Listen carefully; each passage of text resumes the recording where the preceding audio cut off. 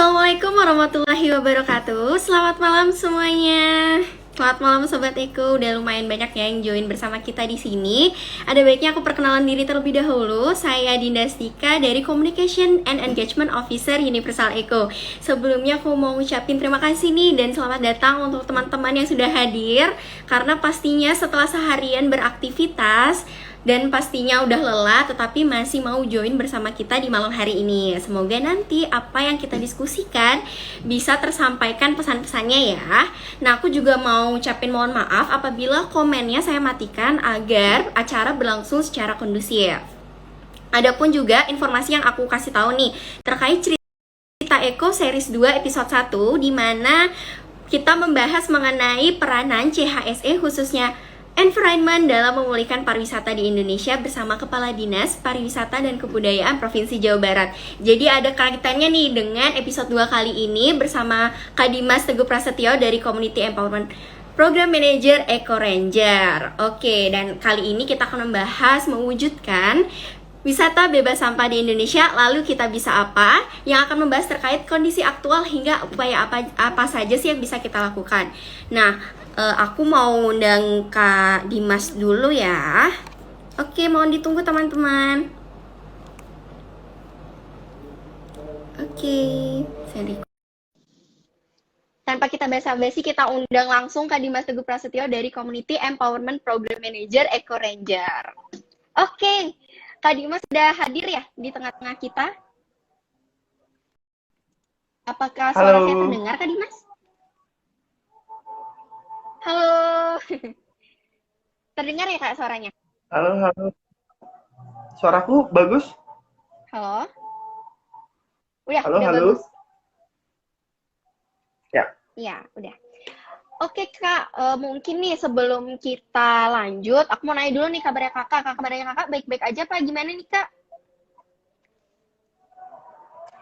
Aku kondisinya baik, tapi nggak baik-baik banget karena kayaknya aku masih bindeng.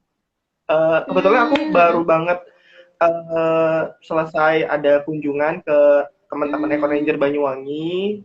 Wah, Nah, jadi seru kayaknya agak angin-angin malam kayaknya.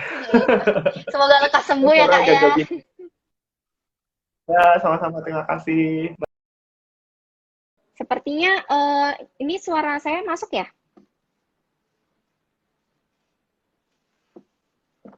Mungkin dari Kak Dimas ada sedikit gangguan teknis masalah sinyal, loading jadinya. Oke, sambil kita menunggu, aku mungkin mau ceritain dari Eco Ranger sendiri. Tadi setahu saya itu merupakan salah satu komunitas ya.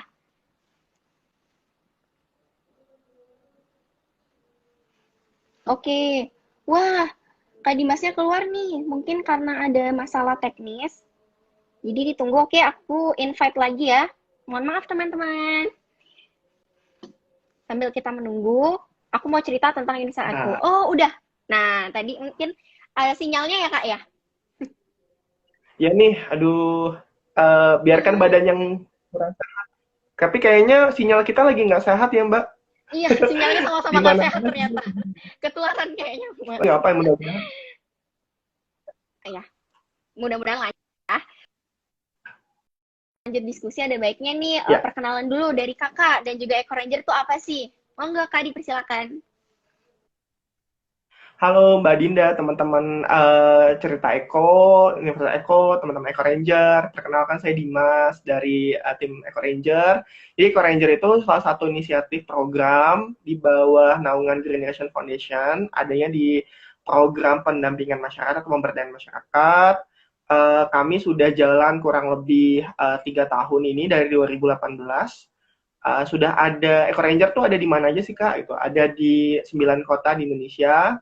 Dari mulai ujung barat, kemudian ujung timur itu nggak sampai timur sebenarnya, ada di Pulau Lombok seperti itu. Nah, salah satu pilot project yang besar yang sekarang masih jalan dan masih eksis itu ada di Banyuwangi, khususnya di Banyuwangi Selatan, salah satu tempat wisata ini wisata Pantai Pulau Merah seperti itu. Nah, mungkin teman-teman kalau ada yang suka ke tempat wisata khususnya di Banyuwangi terus melihat teman-teman biru-biru muda muda, khususnya Eco Ranger, disapa aja, itu bagian dari Oh. tim kami. Wih, keren banget sih Eco Ranger sampai udah lumayan banyak ya di beberapa wilayah di Alhamdulillah. Indonesia. Alhamdulillah. Semoga nanti berkembang terus, Kak. Nah, mungkin Amin, kita amin, amin. lanjut, amin. Kita lanjut aja ke topik selanjutnya nih, Kak. Karena tadi Kakak udah cerita gitu kan ke kita kalau misalkan dari Eco Ranger turun langsung nih ke beberapa destinasi wisata di Indonesia. Mungkin bisa kasih tahu teman-teman Sobat Eco yang ada di sini bagaimana sih kondisi sebenarnya lingkungan wisata di Indonesia? Oke, terima kasih Mbak Dinda. Mm-mm. Kebetulan banget ya, aku sekarang mau share aja sih. Aku kan tadi ya rada-rada flu gini juga karena petualang ya Mm-mm. ceritanya. Jadi Mm-mm. aku Iya. habis Banyuwangi Selatan, ketemu sama teman-teman Eco Ranger di sana. Memang lagi ada project di sana dan kebetulan aku juga pas berangkat atau pulang gitu ya, menyempatkannya ke beberapa daerah, ke Surabaya, ke Jogja gitu ya. eh aku nggak bisa bilang secara keseluruhan sih, tapi Mm-mm. sebagaimana yang aku rasakan selama 3 minggu Mm-mm. ini, aku merasakan betul ternyata memang tempat-tempat wisata tuh salah satu tempat yang sangat terpukul ya terhadap adanya pandemi Mm-mm. gitu ya. Mm. Yang pas saya main ke sana tuh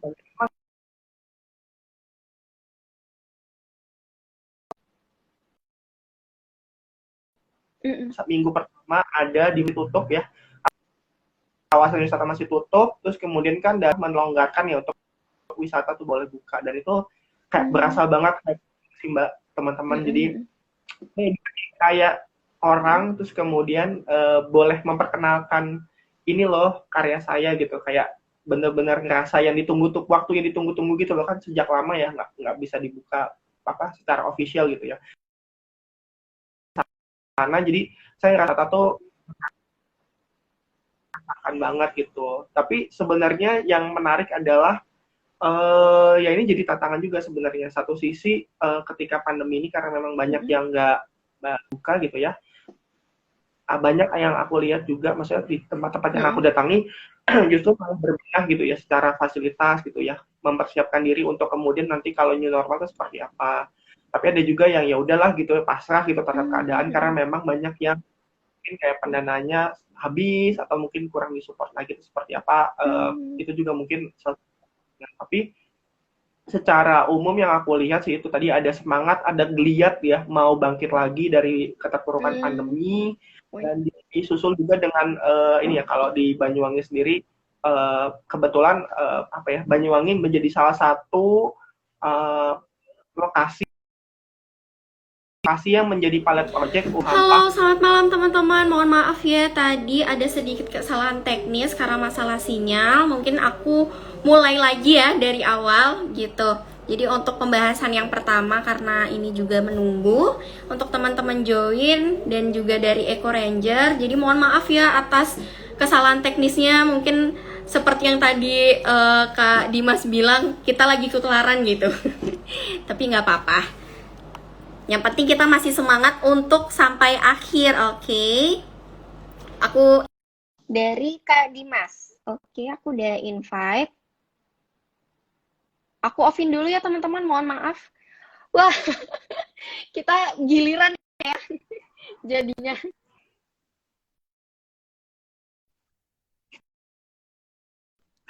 Iya, nggak apa-apa Mbak. Halo, selamat malam Kak Dimas. Mohon maaf Kak, mohon maaf sekali lagi ya. Tadi tiba-tiba langsung ke out sendiri.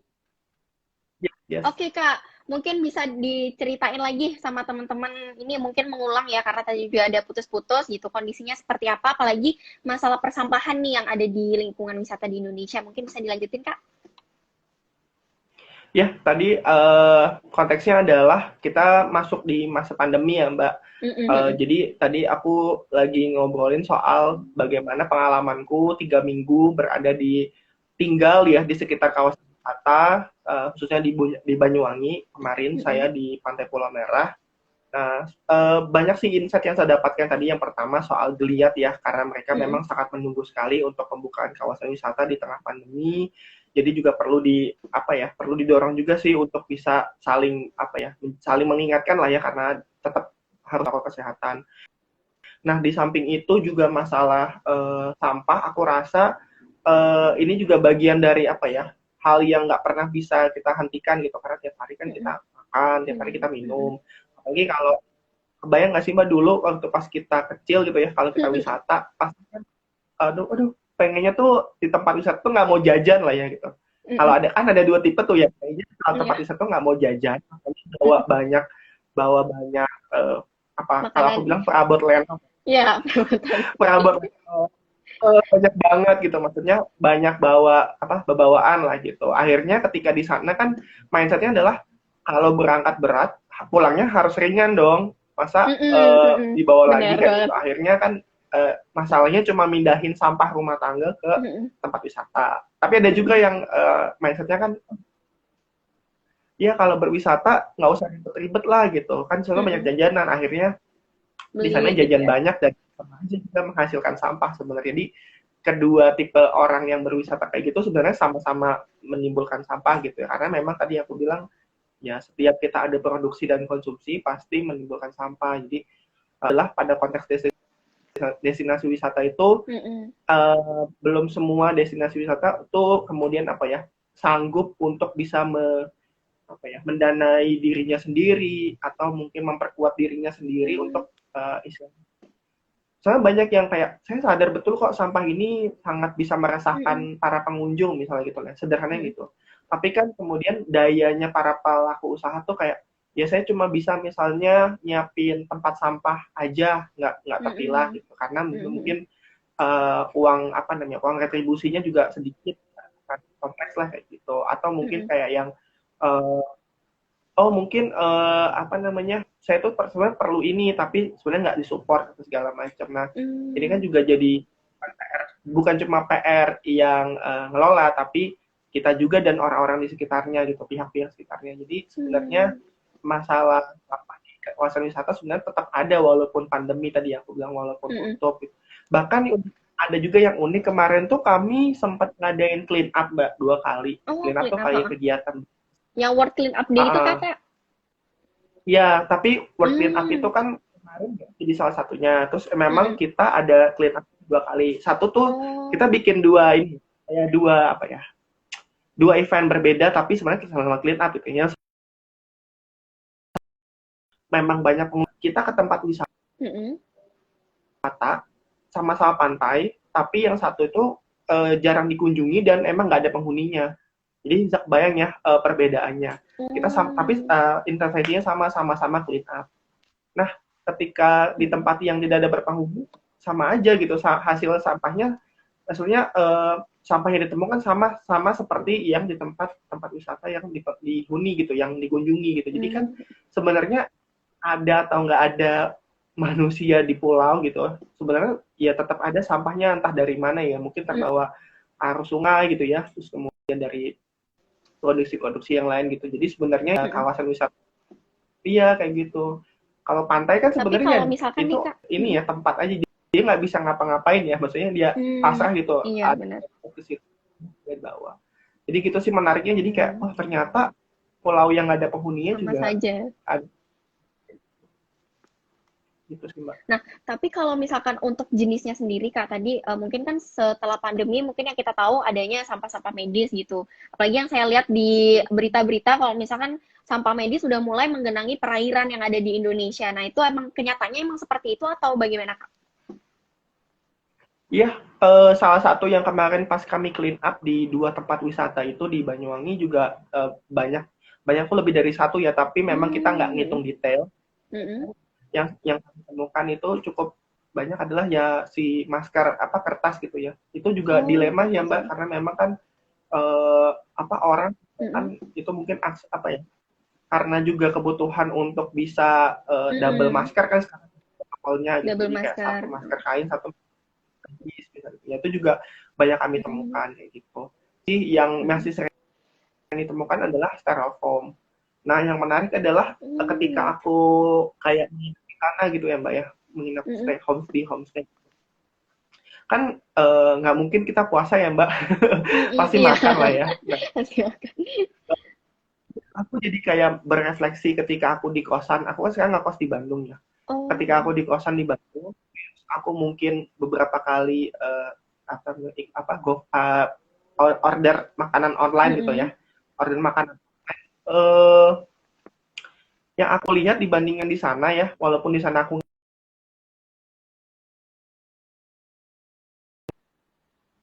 Halo, sepertinya terputus lagi. misal, Oke Kak, halo, monggo lanjut. Mm-mm. Aku undang juga dari Eco Ranger.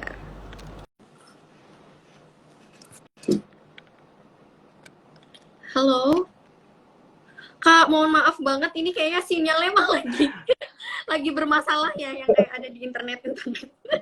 Jadi ya, ya, giliran. ya, ya. Mungkin Oke, Kak, mungkin bisa dilanjut lagi. Iya, tadi aku lagi sharing soal ini. Bagaimana Mm-mm. kalau pas aku memesan makanan ya, aku stay di Mm-mm. sana di tempat di sekitar daerah wisata.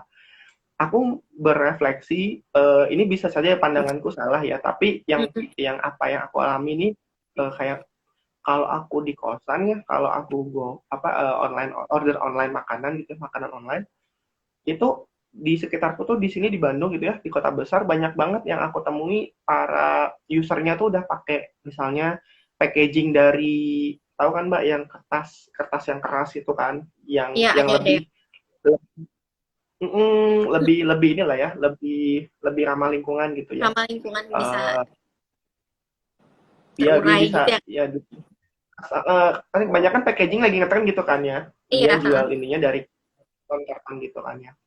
Nah, yang di sana yang aku temukan tuh hampir seluruh makanan yang aku pesan itu ya, itu pakainya styrofoam, masih pakai styrofoam. Jadi Hmm. aku ngerasa, oh mungkin kayak apakah trennya memang belum sampai sana, ataukah memang Mm-mm. akses untuk dapat itu belum sampai sana, atau memang perhitungan biaya juga kali ya Mbak ya, ketika kita Mm-mm. jualan makanan, kemudian mungkin pakai styrofoam jauh, tanda kutip lebih murah dibandingkan Lebih pakai murah. kemasan yang lainnya.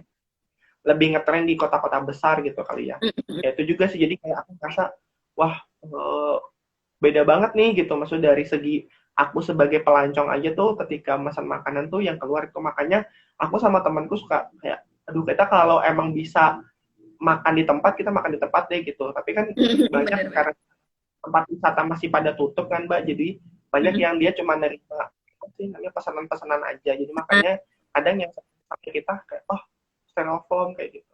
Kayak Mm-mm. agak kaget ketika dibandingkan kalau kita di Bandung kayaknya seringnya Iya, nggak udah jarang banget udah styrofoam jarang kayak gitu. jarang jarang banget pakai styrofoam. Oh, gitu. Berarti emang Hmm. ternyata kondisinya cukup menyayat hati ya Kak ya. Kadang kan kita nggak sengaja gitu, yang sebenarnya mau zero waste, jadinya kita menggunakan styrofoam dan sebagainya gitu. Oke Kak, kita mungkin lanjut aja. Sebenarnya apa sih yang mendasari dari Eco Ranger itu sendiri untuk mau terjun langsung nih ke wisata di Indonesia? Iya, jadi dari pendahulunya Eco Ranger nih Mbak, aku tuh suka Mm-mm. dapat cerita gitu karena memang kebetulan Mm-mm. aku juga bergabung di Eco Ranger ini baru setahun terakhir gitu kan. Mm-mm. Tapi sebenarnya Eco Ranger tuh ada dari 2018. Jadi dari para pendahulu pendiri program Eco Ranger dan Green Nation Foundation tuh memang salah satu visi misinya adalah bagaimana bisa mengimbangi pesatnya apa ya, bisa dibilang potensi lah ya, atau wacana pemerintah untuk bisa mengembangkan banyak kawasan wisata, karena kan wisata atau pariwisata sendiri di Indonesia kan jadi salah satu penyumbang terbesar pendapatan negara ya Mbak, karena bisa Benar-benar. mendatangkan turis. Kebayang nggak sih Mbak kalau misalnya sekarang tuh kayak macam ada satu lokasi ditempelin kayak yang Instagramable kan ya, datang foto-foto sekitarnya, jualan apa, kayak Iya. buka apa itu, buka apa, bahkan yang parkirin motor, parkirin mobil Mm-mm. itu kan Iya. membuka banyak peluang pekerjaan ya, berarti kan secara nggak langsung meningkatkan kesejahteraan gitu. Itu Mm-mm. sisi baiknya kan seperti itu ya. Mm-mm.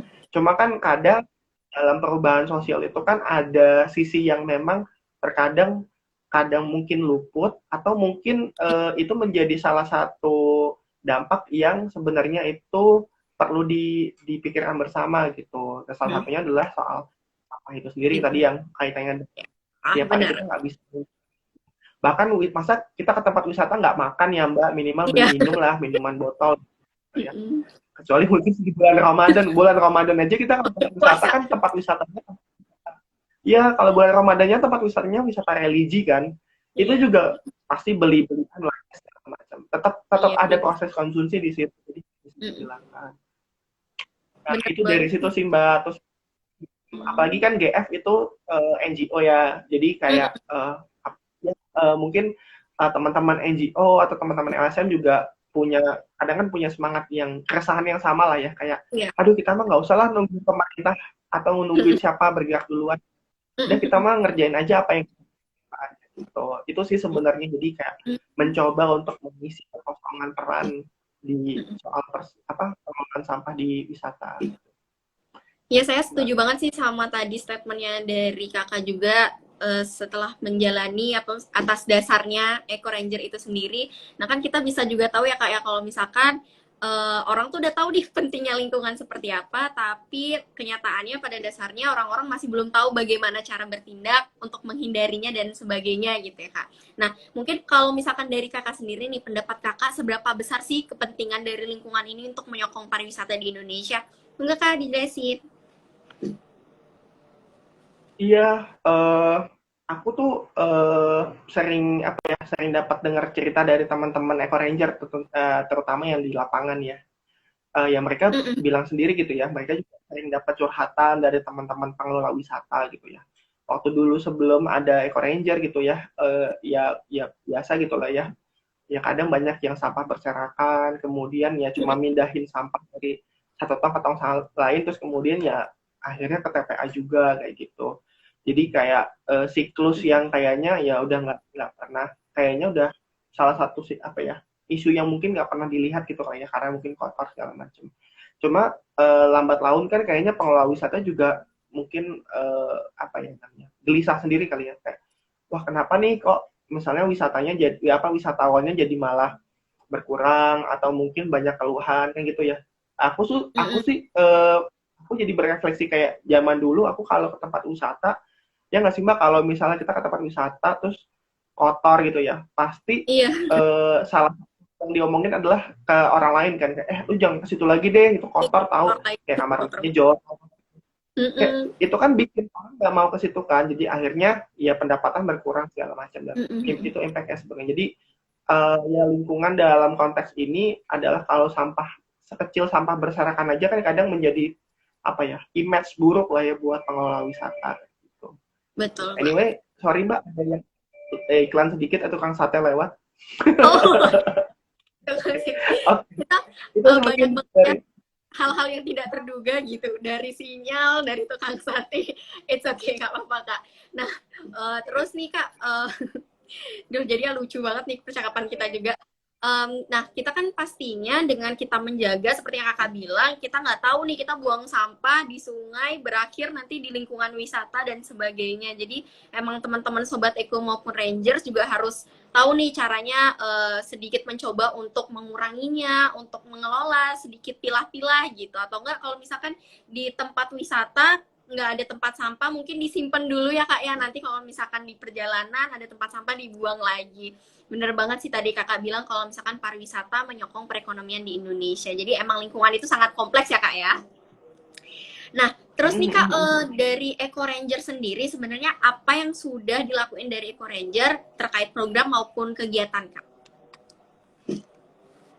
iya dari teman-teman Eco Ranger ini aku sangat salut banget sih, terutama teman-teman yang ada di lapangan gitu ya, teman-teman komunitas, terus kemudian juga para stakeholder yang mendukung, misalnya perangkat desa, dusun gitu Mbak, terus desa Karang Taruna gitu ya, karena aku rasa keberhasilan program Eco Ranger tuh bukan semata karena ada satu satu ini ya, satu si Eco Ranger sendiri gitu, justru itu menjadi keberhasilan bersama ketika diikuti oleh aktor-aktor lainnya kayak gitu ya. Senang banget ketika misalnya kemarin main ke sana tuh bilang ya sekarang udah banyak variasi misalnya kalau dulu tuh ya hiburan di pantai misalnya ya surfing atau apalagi sekarang ada hiburan baru yang lebih edukatif misalnya ya misalnya ada beach clean up gitu jadi setiap 2 minggu kita ngajak para untuk clean up gitu ya nggak usah lama-lama misalnya usah banyak-banyak ya minimal 30 menit misalnya itu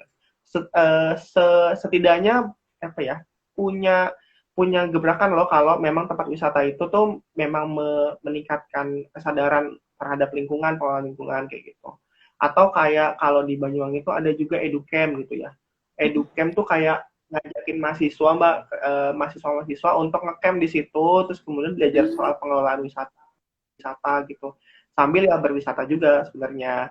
Nah, menariknya Educamp yang di Banyuwangi itu Mbak udah berjalan 3 kali, karena kan udah 3 tahun ya. Dan yang buat aku salah satu prestasi juga ya, sekarang sudah join bareng sama Disputparnya Banyuwangi dan menjadi salah satu rangkaian festival di Banyuwangi gitu, dan rencananya ke depan akan terus dilakukan gitu ya bersama dengan teman-teman di Disputpar. Jadi kan jadi salah satu trademark ya, jadi salah satu nambah atraksi wisata baru nih kan, menarik gitu. Itu kalau kayak yang event-event.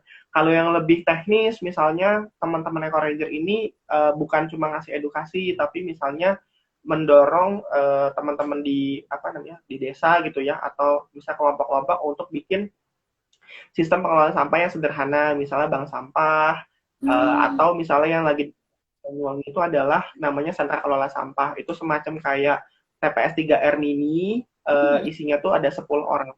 Sampah-sampah yang ada dari wisata, dari sekitar wisata itu nanti dipilah, kemudian nanti tinggal dikategoriin tuh. Kalau residu dibawa ke TPA, kalau recyclable dibawa ke apa penjual ya, pengepul gitu ya. Sama yang kalau yang organik tuh dikompos kayak gitu. Nanti itu juga kan jadi salah satu atraksi juga ya, jadi lab juga gitu, menariknya gitu. Kalau tempat wisata kan jadi kayak wah, ini sampahnya habis clean up, misalnya kayak kan habis clean up gitu ya. Sampahnya ini akan dibawa ke mana nih gitu, dibawa ke sentra kelola sampah. Akhirnya mereka kunjungan ke sana, terus ngelihat, terus ikut yang bareng gitu ya. Jadi kayak salah satu atraksi wisata tambahan juga kan, itu menarik. Nah itu kalau bayanganku kalau itu dilakukan di tempat-tempat wisata lain, itu jadi salah satu daya tarik wisata juga yang berbasis edukasi sebenarnya. Gitu. Itu menarik. Oke, tadi kakak sempat bilang tuh ada beach clean up gitu kan. Nah pastinya tuh kan tadi yang kakak jelaskan pertama kali ada ditemuin sampah-sampah medis nih. Sedangkan kan sampah medis itu kan merupakan salah satu sampah B3 yang dimana pemilahan dan pengelolaannya harus tersendiri. Nah itu kalau misalkan dari teman-teman yang terjun langsung, bagaimana sih kak pengelolaan dan pemilahannya? Kalau yang aku temukan kemarin ya, khususnya di Banyuwangi, aku amati langsung dan juga aku kontrol datanya setiap bulan. Aku bisa tahu datanya setiap bulan. Jadi memang karena sistem pengelolaan sampah yang di salah satu program Eco Ranger itu di Banyuwangi memang belum mumpuni ya Mbak. Karena memang kan kami tuh masih swadaya ya. Jadi apa ya, bisa dibilang berdiri di atas lahan yang non permanen juga. Kemudian bangunannya juga non permanen, jadi alat-alat atau mesin-mesin pengolahan seperti misalnya mesin cacah atau mesin-mesin pendukung lainnya tuh memang belum ada gitu. Jadi memang benar-benar masih manual dan sederhana. Jadi memang yang selama ini kami temukan kalau ada sampah-sampah medis ya dibuang ke residu, dibuang ke TPA melalui sampah residu sebenarnya. Dan itu juga jadi salah satu concern kami gitu ya. Dan yang juga kami apa ya namanya menjadi salah satu concern adalah sebenarnya ini juga bukan cuma kita berpikir bagaimana sampahnya diolah, tapi dalam konteks pandemi ini kan sebenarnya sampah medis ini jadi nggak begitu terlihat ya Mbak. Karena misalnya kayak mungkin kita tahunya sampah medis nih cuma masker, cuma apa jarum suntik, padahal misalnya tempat-tempat makan kalau yang dibuat orang-orang isoman gitu ya Mbak, atau alat-alat lain yang dibuat orang isoman, itu kan bisa saja menjadi salah satu sampah medis karena mungkin terpapar virus COVID misalnya gitu ya. Nah itu kan bahayanya bukan cuma bahayanya juga terpapar ke orang-orang yang milah kayak gitu. Jadi itu juga jadi salah satu concern teman-teman di sana, tetap hati-hatilah kayak gitu. Makanya kami juga coba untuk gimana caranya teman-teman yang milah di lapangan itu tetap safety, tetap sehat kayak gitu dengan di perlengkapan yang memang mendukung. Dan GF juga secara umum sih Mbak, nggak hanya di kawasan wisata gitu ya. GF dari tahun 2020 kemarin sudah juga memberikan edukasi dan juga apa namanya bantuan secara langsung kepada para pemulung lewat donasi pemulung gitu Mbak. Yang salah satu fungsinya adalah mengedukasi mereka supaya sama aware gitu ya terhadap sampah medis ini, karena bukan cuma bagaimana mereka bisa mendistribusikannya ke misalnya ke TPA gitu, tapi si pemulung ini harus hati-hati juga karena paparannya ke mereka langsung kayak gitu. Jadi perlu di cover lah ya kesehatannya gitu, salah satu dengan bantuan gitu. Wah, saya mau ngapresiasi sih dari tim Eco Ranger dan GF sendiri juga ya udah semangat gitu. Semoga nanti teman-teman Sobat Eco maupun Rangers di sini juga semangat nih untuk tetap menjaga lingkungan, terus memperhatikan hal-hal kecil juga gitu. Apalagi di saat pandemi, protokol kesehatan juga tetap dilihat lagi gitu. Nah, karena tadi kita udah bahas terkait kondisi lingkungannya seperti apa, terus juga dari program Eco Ranger sendiri. Nah, kalau nggak kurang afdol kalau misalkan kita nggak tahu tips dari kakak terkait apa saja sih yang bisa kita lakuin untuk menjaga lingkungan wisata di Indonesia. Maupun dari keseharian juga nih kak, karena kan tadi aku jelasin kita buang sampah, kita nggak tahu ternyata rantai perjalannya ada di lingkungan wisata. Nah ini juga pertanyaan terakhir dan mungkin bisa dijawab kak.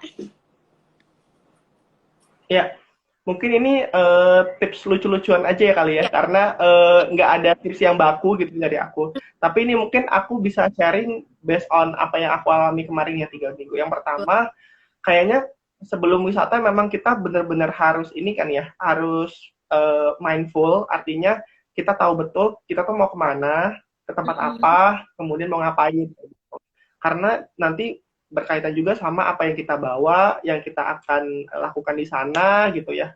Dan itu kan juga nanti akan terkait dengan sampah yang kita hasilkan. Jadi eh dari kalau secara pribadi ya, daripada kita selalu menyalahkan misalnya, oh tempat wisata ini nggak ada tempat sampah nih, oh tempat wisata ini nggak ada pengelolaan sampah kan, itu kan sebenarnya variabelnya banyak ya Mbak, karena dukungan dana, pendanaan segala macam gitu. Jadi kalau dibawa ke personal ya kitanya itu dulu deh persiapan gitu ya. Kalau jangan kayak yang ya mungkin dadakan tapi perlu juga dikontrol kita tuh mau ngapain gitu supaya nanti tahu kayak oh kita tuh misal 3 hari di sana gitu terus kita kemudian perlu perlu apa aja sih gitu terus makannya gimana kayak gitu jadi kita juga tahu nanti kita tuh akan berapa banyak sih ngasilin sampah dan bagaimana kita nanti bawa pulang sampahnya atau setidaknya nggak terlalu menggantungkan dengan kawasan wisata yang belum tentu kan kita nggak tahu tempat wisatanya itu udah mumpuni belum Iya. pengelolaan sampahnya jadi kayak gitu jadi daripada nanti mengkambing hitamkan mengkambing hitamkan